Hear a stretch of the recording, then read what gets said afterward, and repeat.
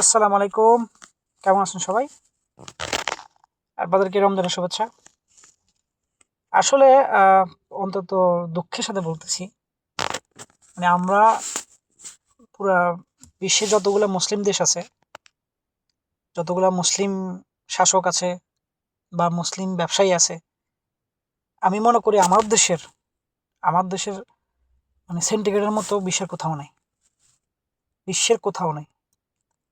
যেই দেশের মুসলমানের দ্বারা ক্ষতি হয়, আপনি চিন্তা করেন যে বিশ্বের যেই যে মুসলিম দেশগুলো আছে, আপনি মিডল ইস্টের কথা বলেন, মিডল ইস্টের বাইরের কথা বলেন, আপনি এই অন্যান্য সাইডে যে মুসলিম কান্ট্রিগুলো দেশগুলো আছে, রমজান আসলে তারা চিন্তা করে কেমনে মানুষকে সহজলভ্য, কেমনে মানুষকে অফার দিয়ে, কেমনে মানুষকে সহজ করে তার খাবার ব্যবস্থা করে দিবে, তার জিনিসপত্র, ইফতারের জিনিসপত্র ব্যবস্থা করে দেবে, সেরের জিনিসপত্র ব্যবস্থা করে দেবে। ওই সর ওই ওই ওই চিন্তা থাকে। আর আমার দেশের সিন্ডিকেটগুলা, আমার দেশের মুসলমান নামদারি লোকগুলা, তারা যখন রমজান আসে, তারা তখন চিন্তা করে কেমনে 2 টাকা কামাবে। যেটা 10 দিন আগে যে জিনিসটা থাকে 10 টাকা, 10 দিন পরে এটা হয়ে যাবে 20 টাকা। মানে আপনি মানে একটা মানুষের মনসত্ব, একটা মানুষের মানে ভিতর কতটুক নষ্ট হয়ে গেলে, যে রমজানের মাসের মতো একটা রহমতের মাস, বরকতের মাস, যেখানে মানুষকে মানুষ খাওয়াইলে সওয়াব, যেখানে মানুষকে মানুষ দিলে সওয়াব, যেখানে যে মাসে মানুষের গুনাহ মাফ হয়, ওইরকম একটা মাসে আসেও সিন্ডিকেটের ওই মুসলমানের হাতেই মুসলমানের ক্ষতিগ্রস্ত। আমার মনে হয় আমাদের বাংলাদেশ বিশ্বের 1 নম্বর দেশ, একটা মাত্র দেশ যেখানে রমজান আসলে জিনিসপত্রের দাম বেড়ে যায়। লেবুর এখন, যে লেবু 40 টাকা ছিল, এটা এখন 140 টাকা।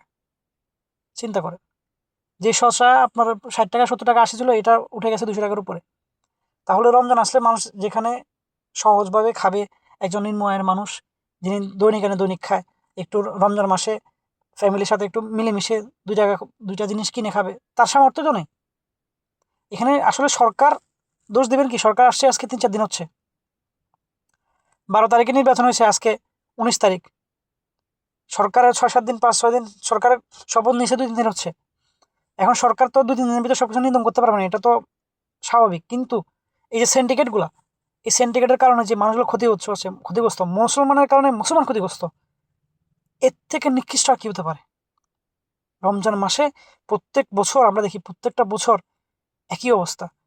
এরা মানে মারা গেলে শুধু এটার হিসাব দিতে দিতে এরা ক্লান্ত হয়ে যাবে আল্লাহর কাছে, যে তুমি মুসলমান হয়ে কেন মুসলমানের এত কষ্ট দিলা।